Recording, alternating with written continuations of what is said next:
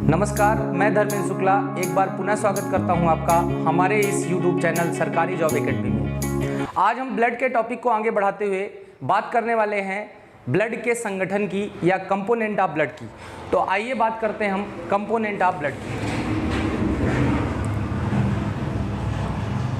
आज हम बात करने वाले हैं कंपोनेंट ऑफ ब्लड, यानी कि रक्त का संगठन। इसको हम बोल सकते हैं composition of blood. Composition of blood.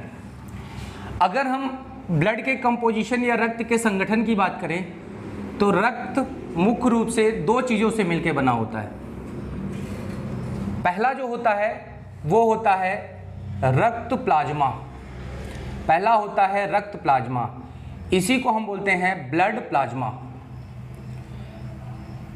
Blood plasma जो होता है ये ब्लड का लगभग 55% यानी कि 55% भाग को कवर करता है। दूसरा जो होता है वो होता है रक्त कणिकाएं। दूसरा होता है रक्त कणिकाएं, या इसी को इंग्लिश में हम बोलते हैं ब्लड कॉर्पसल्स। ये ब्लड का लगभग 45% पार्ट होता है। अब अगर हम यहाँ ब्लड प्लाज्मा की बात करें तो ये ब्लड प्लाज्मा भी फर्दर बहुत सारी चीज़ों से मिलकर बना होता है। तो कौन कौन सी चीज़ें होती हैं ब्लड प्लाज्मा में, आइए बात करते हैं। तो ब्लड प्लाज्मा में सबसे ज़्यादा होता है पानी, जो कि 90 से 92% होता है। ब्लड प्लाज्मा में 90 से 92% पानी यानी कि वाटर होता है। दूसरी चीज इसमें होती है प्रोटीन। और ये प्रोटीन होती है लगभग 7%। और अगर आप बात करेंगे तो 1 से 3% में इसमें बहुत सारी चीजें होती हैं, जैसे इसमें पोषक तत्व, न्यूट्रिएंट्स। इसके अलावा इसमें बहुत सारे हार्मोन्स,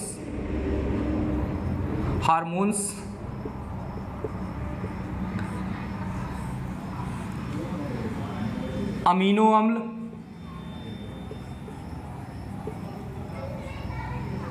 अमीनो एसिड,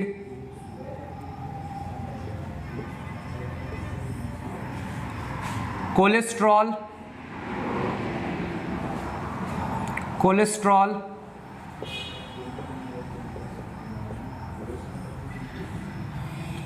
इलेक्ट्रोलाइट्स,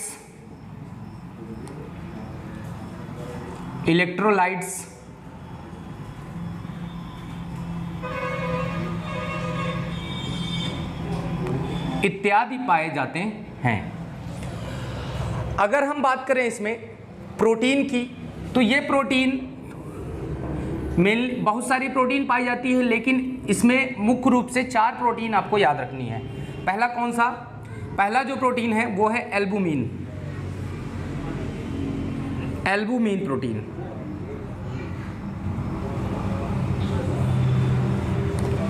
दूसरा प्रोटीन जो है वो है ग्लोबुलिन प्रोटीन।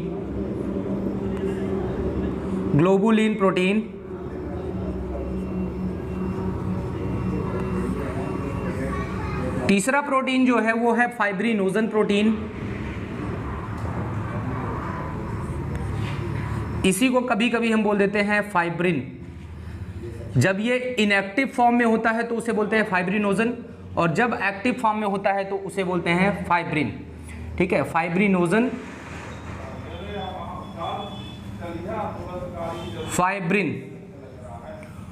और चौथा प्रोटीन जो होता है वो होता है प्रोथ्रोम्बिन।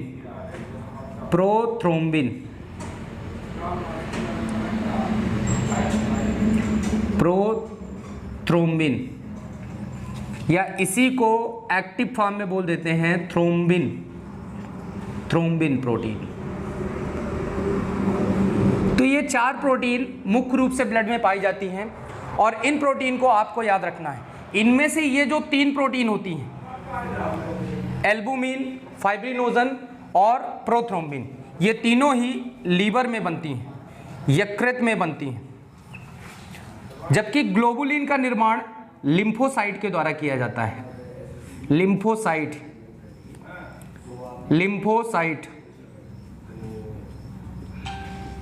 के द्वारा किया जाता है। अब क्यों इंपॉर्टेंट है ये चीजें? पहले क्वेश्चन तो आपसे यही पूछेगा कि फाइब्रिनोजन प्रोटीन का निर्माण कहाँ होता है, थ्रोम्बिन प्रोटीन का निर्माण कहाँ होता है, या एल्बुमिन प्रोटीन का निर्माण कहाँ होता है। तो आपको आंसर करना है कि इनका निर्माण होता है यकृत में। ऑप्शन में दे देगा आपको यकृत। अब अगर हम बात करें तो ये फाइब्रिनोजन और थ्रोम्बिन जो प्रोटीन होती हैं, ये दोनों प्रोटीन आवश्यक हैं, ये दोनों प्रोटीन आवश्यक हैं ब्लड क्लॉटिंग में, ब्लड क्लॉटिंग में, यानी कि रक्त का थक्का जमाने में। तो क्वेश्चन पूछेगा कौन सी प्रोटीन ब्लड क्लॉटिंग यानी कि रक्त का थक्का जमाने में मदद करती है। तो आपको आंसर करना है, आंसर में ऑप्शन में या तो फाइब्रिन देगा या तो फाइब्रिनोजन देगा, या तो प्रोथ्रोम्बिन देगा या तो थ्रोम्बिन देगा। इनमें से जो भी दे, यदि दोनों देगा तो दोनों सही हैं। ठीक है। अब अगर ग्लोबुलिन की बात करें तो ये प्रोटीन 3 प्रकार की होती है। ये होती है अल्फा, बीटा और गामा। इसमें से जो गामा प्रोटीन होती है ये आपके लिए इंपॉर्टेंट है। गामा एल्बुलिन जो प्रोटीन है, गामा ग्लोबुलिन जो प्रोटीन है वो आपके लिए इंपॉर्टेंट है, क्योंकि ये मदद करती है एंटीबॉडी के निर्माण में, एंटीबॉडी के निर्माण में। ठीक है, इसीलिए एंटीबॉडी को कभी कभी हम बोल रहे हैं इम्यूनोग्लोबुलिन। ठीक है। और एल्बुमिन जो प्रोटीन है ये ब्लड में सर्वाधिक पाई जाती है। It is most abundant protein in blood.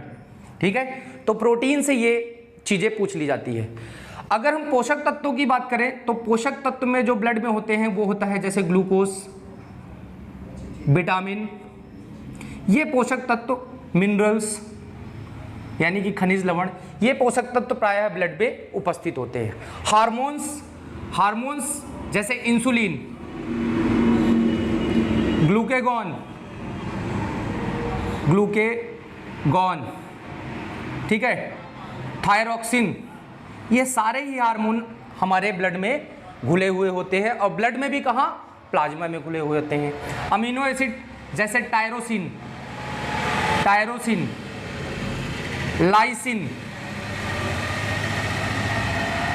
Lysine, ये सारे ही अमीनो एसिड, बहुत सारे अमीनो एसिड हमारे ब्लड में या ब्लड प्लाज्मा में उपस्थित होते हैं। कोलेस्ट्रॉल भी हमारे ब्लड प्लाज्मा में पाया जाता है, जो 2 प्रकार का होता है। एक होता है एलडीएल और दूसरा होता है एचडीएल। एलडीएल जो होता है इसको बोलते हैं लो डेंसिटी लिपोप्रोटीन। ये जो होता है हमारी बॉडी के लिए हानिकारक होता है। क्या होता है? हानिकारक होता है। और जो एचडीएल होता है हाई डेंसिटी लिपोप्रोटीन, ये हमारी बॉडी के लिए लाभदायक होता है। अगर हम बात करें इलेक्ट्रोलाइट्स की तो इलेक्ट्रोलाइट्स के एग्जाम्पल हैं जैसे sodium ion, potassium ion, chloride ion. ये सारे इलेक्ट्रोलाइट्स हैं जो हमारी बॉडी में ब्लड प्रेशर को मेंटेन करते हैं तथा ऑस्मोटिक बैलेंस को रेगुलेट करते हैं। साथ ही हमें डिहाइड्रेशन से बचाते हैं। इसीलिए कभी आपको डिहाइड्रेशन होता है तो आप नमक पानी का घोल लेते हो, क्योंकि ये आपको उस समय इलेक्ट्रोलाइट्स मेंटेन करने होते हैं। ठीक है। तो ये बात तो हुई हमारी ब्लड प्लाज्मा की। तो ब्लड प्लाज्मा में क्या क्या होता है एक बार फिर से देख लेते हैं। ब्लड प्लाज्मा में होता है पानी, जो कि 90 से 92% होता है। अच्छा, पानी का काम क्या होता है? यहाँ पानी का काम होता है transport of nutrient and waste product.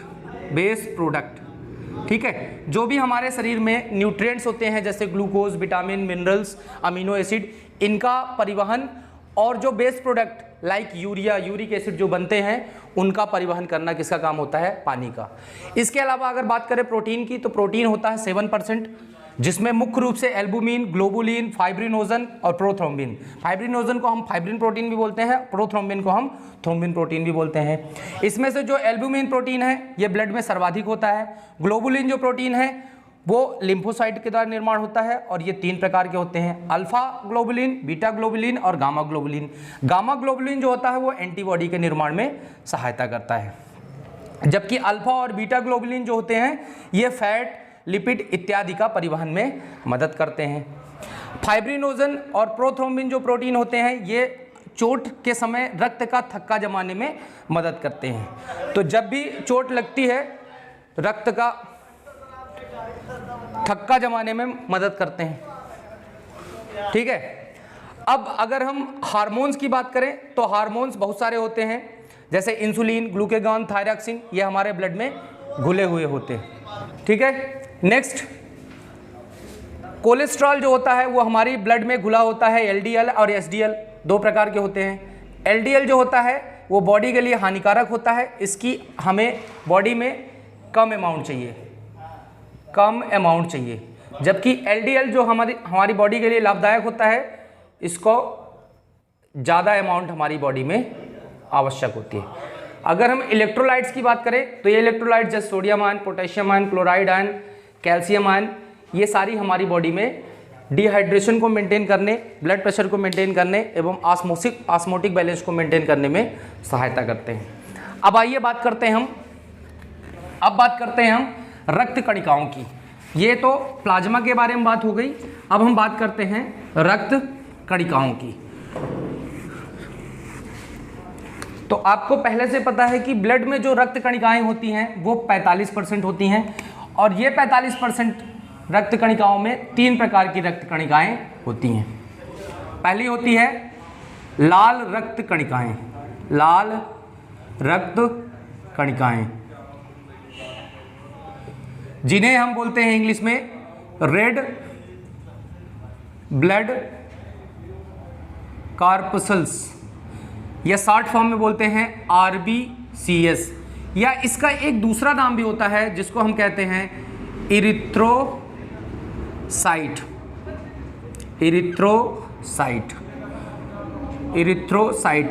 तो अगर आपको RBC ना दे के, लाल रक्त कणिकाओं ना दे के आपको इरिथ्रोसाइट दे अगर ऑप्शन में, तो आपको समझ लेना है कि RBC के बारे में ही या लाल रक्त कणिकाओं के बारे में ही बात कर रहा है।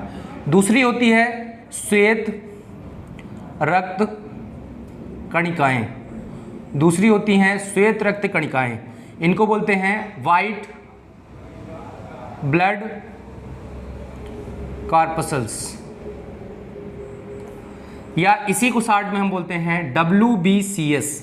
चूंकि यस लास्ट में इसलिए लगाते हैं क्योंकि ये बहुत सारी पाई जाती हैं, और इनका जो मेडिकल टर्म है वो होता है ल्यूकोसाइट। इनका दूसरा नाम क्या होता है? ल्यूकोसाइट। ल्यूको मतलब वाइट और साइट मतलब सेल, ठीक है, ल्यूकोसाइट। तो श्वेत रक्त कणिकाओं का दूसरा नाम है ल्यूकोसाइट। और तीसरी जो होती हैं वो होती हैं रक्त प्लेटलेट्स, रक्त प्लेटलेट्स, या इसी को हम बोलते हैं ब्लड प्लेटलेट्स, या इसका मेडिकल टर्म जो होता है उसको हम बोलते हैं थ्रोम्बोसाइट्स, थ्रोम्बोसाइट्स, थ्रोम्बोसाइट्स। तो अगर हम ऑप्शन में रक्त प्लेटलेट्स की जगह थ्रोम्बोसाइट्स पाते हैं तो हमें समझ लेना है कि ये किसकी बात कर रहा है? रक्त प्लेटलेट्स की। अब अगर हम श्वेत रक्त कणिकाओं की बात करें तो ये श्वेत रक्त कणिकाएं 2 प्रकार की होती हैं। श्वेत रक्त कणिकाएं 2 प्रकार की होती हैं। एक होती हैं कणिकामय, या इसी को इंग्लिश में कहते हैं ग्रेन्युलोसाइट, ग्रेन्युलोसाइट, अर्थात इनकी कोशिका या साइटोप्लाज्म में, कोशिका द्रव्य के अंदर या साइटोप्लाज्म में कणिका उपस्थित होती हैं। और दूसरी होती है अकणिकामय, दूसरी होती है अकणिकामय या अग्रेनुलोसाइट। अ मतलब नहीं, ग्रेनुलोसाइट। अब अगर हम ग्रेनुलोसाइट की बात करें तो ये ग्रेनुलोसाइट 3 प्रकार की होती हैं। ये ग्रेनुलोसाइट 3 प्रकार की होती हैं। एक होती है न्यूट्रोफिल, एक होती है न्यूट्रोफिल्स, न्यूट्रोफिल्स। दूसरी होती है इओसिनोफिल्स, इओसिनोफिल्स, इओसिनोफिल।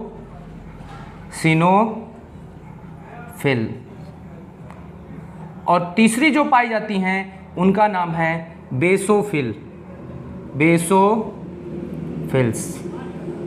बेसोफिल्स। तो कणिका में जो होती हैं वो 3 प्रकार की होती हैं, न्यूट्रोफिल्स, इओसिनोफिल्स और बेसोफिल्स। जबकि जो अकणिका में होती है वो 2 प्रकार की होती है,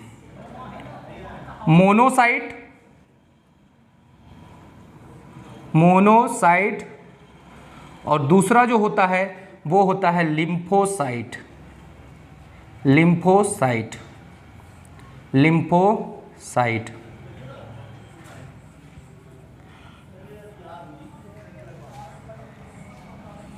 अब देखिए क्वेश्चन कहां से बनेंगे आपके। क्वेश्चन आपसे सिंपल सा पूछ लिया जाएगा, निम्नलिखित में से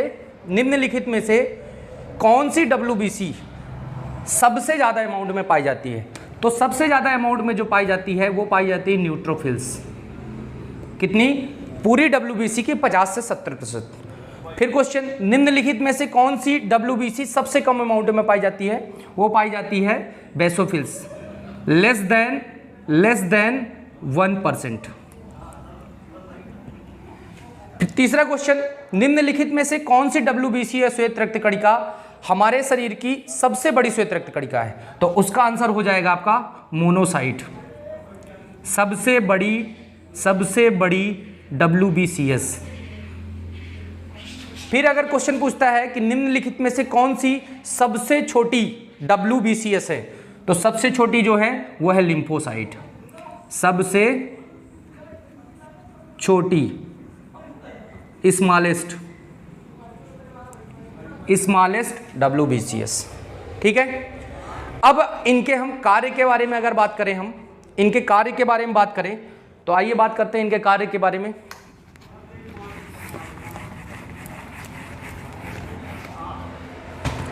देखिए, जो लाल रक्त कणिका होती है उसमें आपको पता है कि लाल रक्त कणिका में हीमोग्लोबिन पाया जाता है। इस हीमोग्लोबिन की अगर बात करें हम, तो इस हीमोग्लोबिन का जो कलर होता है ये बैंगनी कलर होता है और ये ब्लड को लाल रंग देता है। ठीक है, it is violet colour and it impart red colour in blood. ठीक है। अगर एक हीमोग्लोबिन की बात करें तो ये 4 ऑक्सीजन मॉलिक्यूल से बाइंड करता है। क्वेश्चन पूछता है कि एक हीमोग्लोबिन कितने ऑक्सीजन मॉलिक्यूल से बाइंड कर सकता है। 4 ऑक्सीजन मॉलिक्यूल से बाइंड कर सकता है। अब अगर इसके अमाउंट की बात करें, हीमोग्लोबिन के अमाउंट की बात करें, तो इसका अमाउंट जो मेल में होता है, तो वो होता है 12 से 17 ग्राम पर 100 ml ऑफ ब्लड। अगर आप 100 ml ब्लड लेते हो तो उसमें लगभग 12 से 17 ग्राम हीमोग्लोबिन आपको दिख जाएगा। और अगर फीमेल में बात करें तो फीमेल में यही अमाउंट आपका 10 से 16 ग्राम पर 100 ml ऑफ ब्लड मिलता है। 100 ml ऑफ ब्लड मिलता है। ये तो बात रही हीमोग्लोबिन की। अब बात करते हैं हम श्वेत रक्त कणिकाओं की।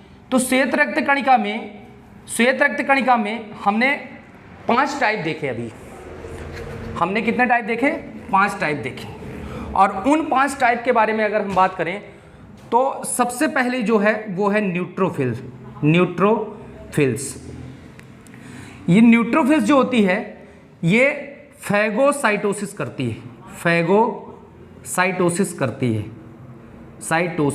है। नाम से स्पष्ट है, फैगोसाइटोसिस मतलब होता है लाइसिस ऑफ सेल, या कोशिका को खा के उसको नष्ट कर देना। फैगो मतलब होता है भोजन या खाना, साइटो मतलब होता है कोशिका, और सिस वर्ड जो आया है वो लाइसिस वर्ड से आया है। ठीक है। तो ये क्या करती हैं, बाहर से प्रवेश करने वाले बैक्टीरिया यानी कि जीवाणु जो हमारी बॉडी में प्रवेश करते हैं, और फंजाई यानी कि फफूंद, इसको नष्ट कर देते हैं by the process of phagocytosis.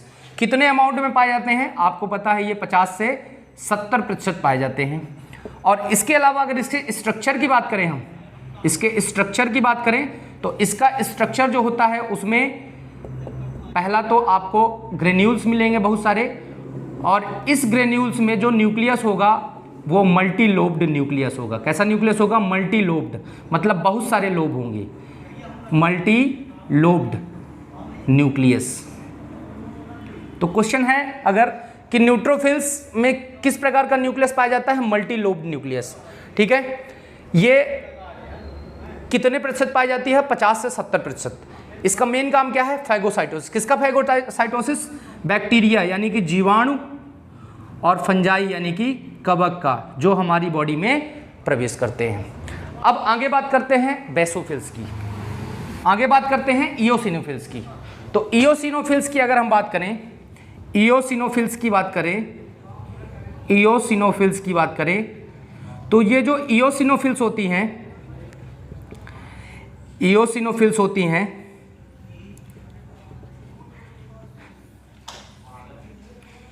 ये लगभग 2 से 5% पाई जाती हैं। और इनमें जो न्यूक्लियस होता है, इनका स्ट्रक्चर की बात करें तो इसका जो न्यूक्लियस होता है वो बाइलोब्ड न्यूक्लियस होता है। और चूंकि ये ग्रेन्युलोसाइट्स हैं इसलिए इसमें ग्रेन्यूल्स पाए जाते हैं। न्यूक्लियस कैसा होता है? बाइलोब्ड होता है। ठीक है, यानी कि 2 लोब होते हैं। और इसका काम क्या है? ये एलर्जी रिएक्शन में रिस्पॉन्स करता है, ये एलर्जी के दौरान रिस्पॉन्स करता है।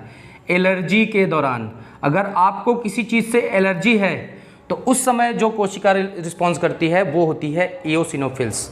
ठीक है, अगर हम बेसोफिल्स की बात करें, बेसोफिल्स, तो ये जो बेसोफिल्स होती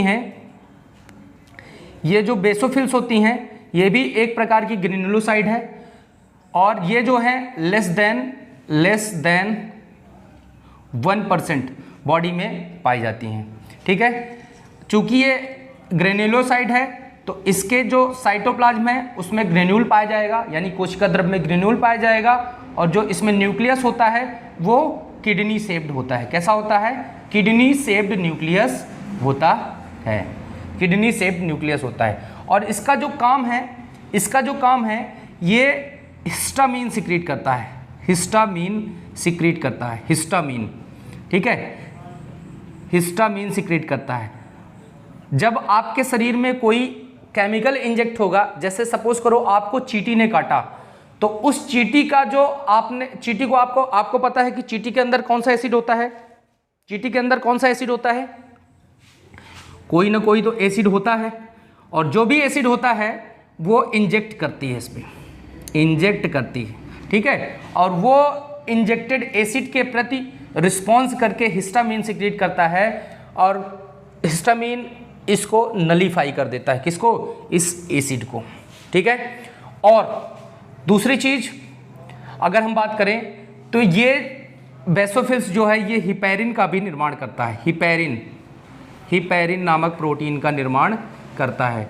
और ये हिपैरिन जो होता है ये एंटीकोआगुलेंट प्रोटीन है, यानी कि ये थक्का रोधी प्रोटीन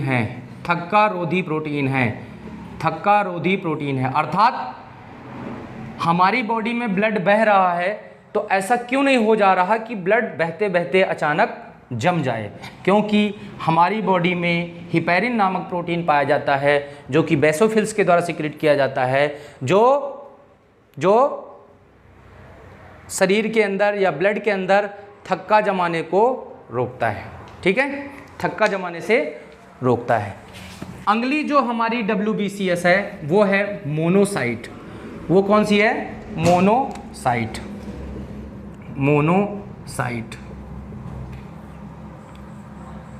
मोनोसाइट। ये भी फैगोसाइटोसिस का काम करती है, यानी कि भक्षण का काम करती है ये भी, और शरीर की इम्यून सिस्टम में मदद करती है। दूसरा, ये सबसे बड़ी WBC हैं।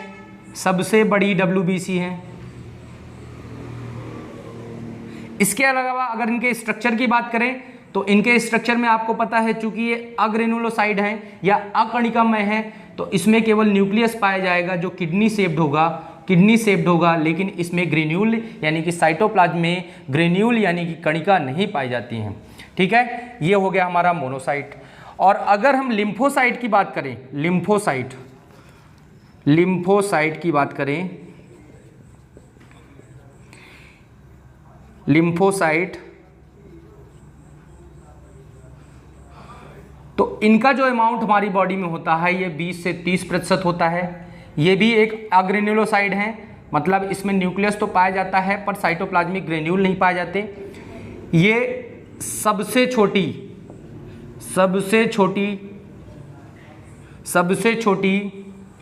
WBCS हैं, यानी कि वाइट ब्लड कॉर्पस्कल्स हैं। इसके अलावा अगर बात करें तो ये दो प्रकार की होती हैं, एक होता है बी लिम्फोसाइट और दूसरी होती हैं टी लिम्फोसाइट। लिम्फोसाइट दो प्रकार की होती हैं, एक होती है बी लिम्फोसाइट जिसको हम बी सेल के नाम से भी जानते हैं, और दूसरी होती हैं टी लिम्फोसाइट जिसको हम टी सेल के नाम से भी जानते हैं। बी लिम्फोसाइट जो होती हैं ये एंटीबॉडी का प्रोडक्शन करती हैं, एंटीबॉडी का उत्पादन करती हैं, जबकि जो टी लिम्फोसाइट हैं ये इनकी संख्या जो होती है वो एड्स के पेशेंट में, क्वेश्चन पूछा गया है अगर कोई मरीज एड्स से पीड़ित है तो उनमें किन कोशिकाओं की संख्या में कमी आती है, तो टी लिम्फोसाइट कोशिका में कमी आती है। तो एड्स के मरीज में इनकी संख्या घट जाती है। तो ये हो गया हमारा WBCS के बारे में।